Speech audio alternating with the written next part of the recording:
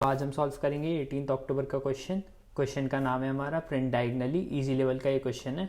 यहाँ पे हमें एक n क्रॉस n की स्क्वायर मैट्रिक्स दे रखी है। अब हम इसके एंटी डायगनल्स प्रिंट करने हैं। तो एंटी डायगनल्स क्या होते हैं, आप बना के समझते हैं पहले इस चीज़ को कि होते क्या है। ठीक है, तो जैसे कि अगर मुझे कोई भी मान लो ऐसे मैट्रिक्स दे रखी है, स्क्वायर मैट्रिक्स है, पहली बात हाँ है, तो इसके जो एंटी डायगनल होंगे, एक मेरा ये वाला होगा, एक ये होगा, ठीक है, और एक ये होगा।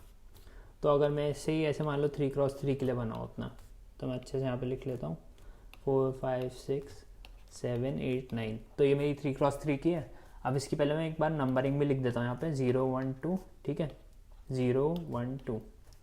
तो ये मेरी 3x3 की मैट्रिक्स है। अब इसके लिए एंटी डायगनल्स क्या होंगे, एक ये हो जाएगा, एक ये वाला पार्ट होगा, एक ये वाला पार्ट होगा मेरा पूरा, ठीक है, एक ये वाला पार्ट होगा और एक ये वाला पार्ट होगा। तो ये सारे अब मुझे बेसिकली इस ऑर्डर में प्रिंट करना है। तो इसका मेरा आंसर क्या होगा, 1 2 4, इस ऑर्डर में हमेशा मैं जाता रहूँगा, फिर 3 5 7 और फिर ये कौन सा है 6 8 और फिर 9, ठीक है। ये मेरा फाइनल आंसर हो जाएगा। तो अब इस आंसर पे मैं अराइव कैसे कर रहा हूँ, मेरा इसका ऑब्जर्वेशन क्या होना चाहिए। तो इसका मेरा जो बेसिक सा ऑब्जर्वेशन है, अगर तुम लोग ध्यान से देखोगे तो मैं हमेशा पहले 0,0 से स्टार्ट कर रहा हूँ। यहाँ भी मैंने किससे स्टार्ट करा, 0,0 से, यहाँ भी मैंने किससे स्टार्ट करा, 0,0। तो ठीक है, एक चीज़ तुम्हारी पक्की है, मेरे को 0,0 से स्टार्ट करना है। फिर जब मुझे नेक्स्ट अपनी ये वाला डायगनल प्रिंट करना है, तो मैं कैसे मूव करता हूँ, मैंने अगर एक डायगनल अपना प्रिंट कर दिया है तो मैं x में पहले एक आगे बढ़ता हूँ। तुम लोग देखोगे, देखो यहाँ पे x में एक आगे बढ़ा नेक्स्ट डायगनल को प्रिंट करने के लिए, तो x में एक आगे बढ़ा तो मैं कौन से कोऑर्डिनेट पहुँच गया, 0,1 पे पहुँच गया, ठीक है। जब मैं x में एक आगे आ जाता हूँ तो फिर मेरा नेक्स्ट स्टेप क्या होता है, अब मैं स्टेप डाउन करना चाहता हूँ, क्योंकि मैं इसके नीचे देखना चाहता हूँ ना, जो भी अवेलेबल है कोऑर्डिनेट्स को प्रिंट कर दूँ, तो मैं इसके नीचे जाता हूँ। तो बेसिकली मैं x में एक पीछे जाता हूँ और y में एक डाउन जाता हूँ। तो उसकी वजह से मेरे कोऑर्डिनेट्स में क्या क्या चेंजेस आएंगे, अभी x की वैल्यू कितनी है मेरी यहाँ पे 1 हो गई है, ठीक है। तो x में एक पीछे जाऊँगा और एक y में नीचे जाऊँगा। तो y में नीचे जाने की वजह से y प्लस होगा और x माइनस होगा। अब क्या मैं और ऐसे मतलब जा सकता हूँ कि x में पीछे जाऊँ, x में पीछे जाऊँगा तो फिर तो मेरा ये नेगेटिव में चलेगा, तो और नहीं जा सकता। इसका मतलब मेरा ये कंप्लीट हो गया एक और डायगनल। तो नेक्स्ट रो ऑफ डायगनल जो होगी मेरी ये वाली होगी, मैंने पता लगा लिया। अब मैं क्या करूँगा, अभी मैं जो करंट वैल्यू में जहाँ तक पहुँच चुका हूँ, फिर से वहाँ से x की वैल्यू बढ़ाऊँगा। तो अब x की वैल्यू में बढ़ाई, अब x की वैल्यू मेरी कितनी पहुँच गई, अभी कितनी थी मेरी जब मैंने बढ़ाई थी, यहाँ पे इनिशियली मेरी 0 थी, यहाँ पे 1 हो गई थी, अब मेरी 2 हो गई x की वैल्यू, ठीक है, जब मैंने x की वैल्यू बढ़ाई। अब मैं इस वाले डायगनल से स्टार्ट करूँगा। तो इस वाले डायगनल से मैंने स्टार्ट करा तो मेरा ये कोऑर्डिनेट क्या था, 0,2, ठीक है। अब मैं सेम लॉजिक को फॉलो करूँगा और मेरा लॉजिक क्या कहता है, मैं x में तो पीछे जाता हूँ और y में नीचे जाता हूँ। तो जब मैं x को, that means I will reduce the x and increase the y।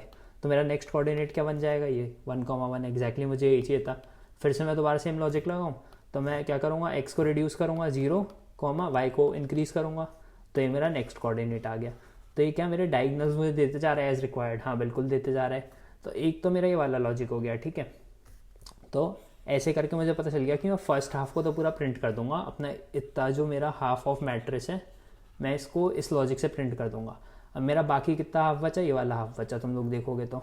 अब इस वाले हाफ को भी मैं सिमिलर लॉजिक से प्रिंट कर सकता हूँ। बस यहाँ पे अब मेरा x कितना हो गया, तुम देखो यहाँ पे x मेरा हो गया 2, ठीक है। अब मैं 2 से क्या करना चाहता हूँ, 2 कॉमा, और y मेरा कितना है यहाँ पे, y मेरा 1 है, ठीक है, 2,1।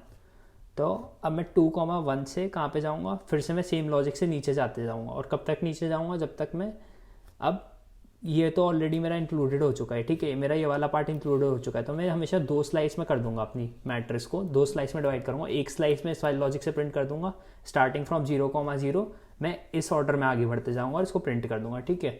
फिर जो मेरा दूसरा स्लाइस बचा, ये वाला स्लाइस बचा, अब इसमें मैं कहाँ से स्टार्ट करूँगा, हमेशा इसमें मैं स्टार्ट करूँगा n-1, 1 से, क्योंकि ऊपर से ये 0 वाला मैं प्रिंट कर चुका हूँ, ठीक है, और मेरे को एंड से स्टार्ट करना है क्योंकि नीचे जाना है। तो मैं हमेशा n-1, 1 से स्टार्ट करूँगा और नीचे जाते जाऊँगा अपने सिमिलर लॉजिक से।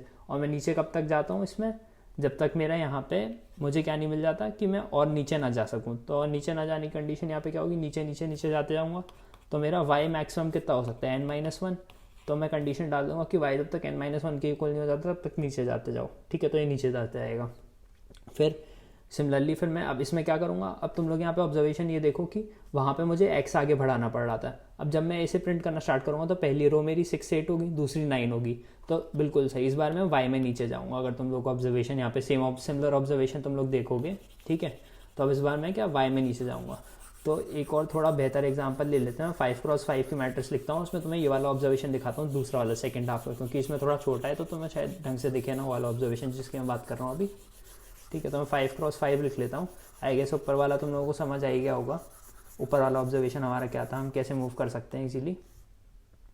ठीक है, तो अब मैं एक बार 5x5 लिखता हूँ जल्दी जल्दी।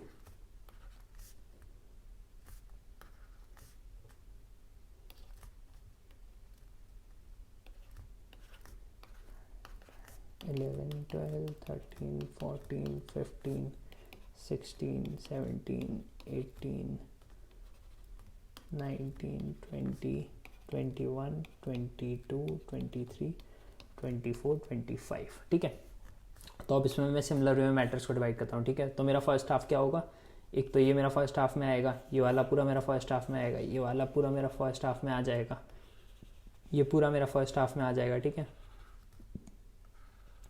तो ये भी पूरा मेरा फर्स्ट हाफ में आ जाएगा। तो मेरा फर्स्ट हाफ जो है मैं अपने उस वाले लॉजिक से प्रिंट कर दूंगा और ये पूरा मेरा फर्स्ट हाफ होगा।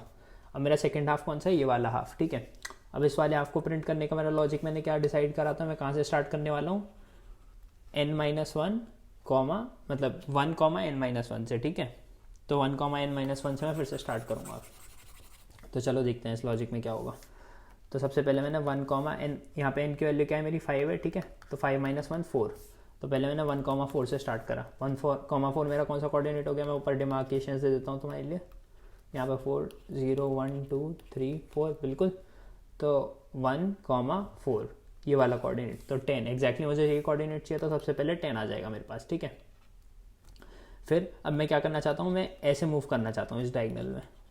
तो और ये कब तक मूव करना चाहता हूँ मैं, जब तक मेरा, और ये मूव करने का तरीका मेरा क्या होता है कि मैं x में तो पीछे जाता हूँ और y में नीचे जाता हूँ। तो y को मैं इंक्रीमेंट करता हूँ और x को मैं घटाता हूँ। तो मैं कब तक घटाऊँगा x को, जब तक मेरा x जो है, मैं 0 तो कर नहीं सकता क्योंकि 0 वाली तो मैं ऑलरेडी सारी प्रिंट कर चुका हूँ। x मेरा मिनिमम 1 तक जाएगा इस बार, या फिर y तुम कह सकते हो कि y की वैल्यू n-1 तक जाएगी। तब तक मैं इस स्टेप को फॉलो करता रहूँगा, और अगर मैं तब तक इस स्टेप को फॉलो करता रहूँगा तो फिर मेरे क्या क्या इसमें वो बन जाएंगे ऑर्डर्स तुम्हारे।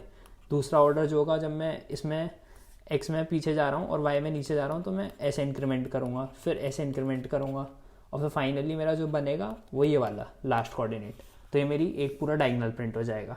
जब मेरा एक डायगोनल प्रिंट हो गया है, ठीक है, तो अब जैसे जब इस वाले पैटर्न में हम x को बढ़ा रहे थे, तो अब इस वाले पैटर्न में मैं y को बढ़ाऊँगा। ठीक है, तो y मेरा इनिशियली क्या था, अभी मैंने जो करा था 1 था। ठीक है, तो अब 1 से मैं y की वैल्यू कह दूंगा कि अब 2 हो गई है। ठीक है, जब 1 से मेरी y की वैल्यू 2 हुई तो मैं उस डायगोनल को एक अलग डायगोनल मान के उसके लिए सेम प्रोसेस फॉलो करूँगा, नीचे जाते रहूँगा। कब तक नीचे जाऊँगा मैं, जब तक मेरा ये कंडीशन ट्रू नहीं हो जाती। ठीक है, तो ऐसे मेरा ये वाला डायगोनल आ जाएगा।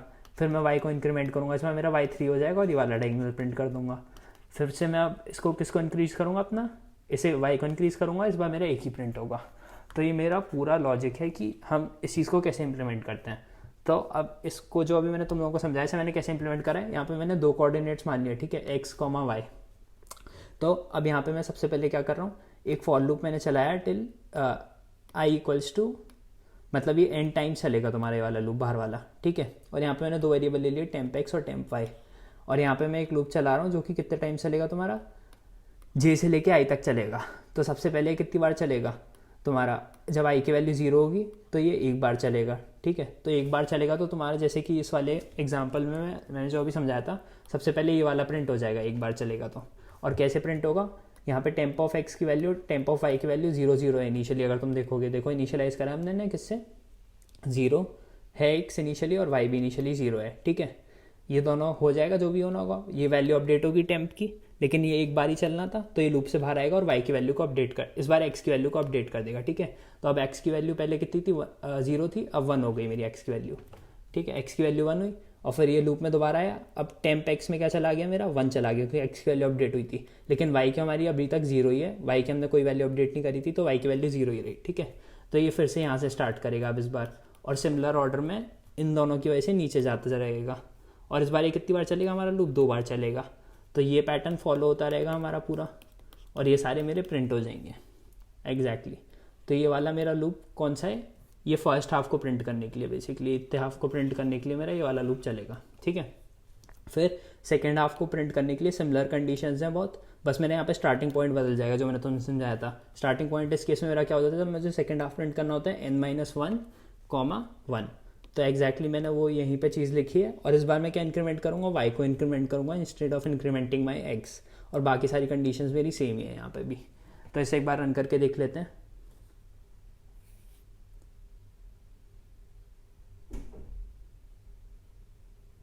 और ये रन भी हो रहा है। Thank you for watching. तुम्हें इसका कोड डिस्क्रिप्शन में मिल जाएगा।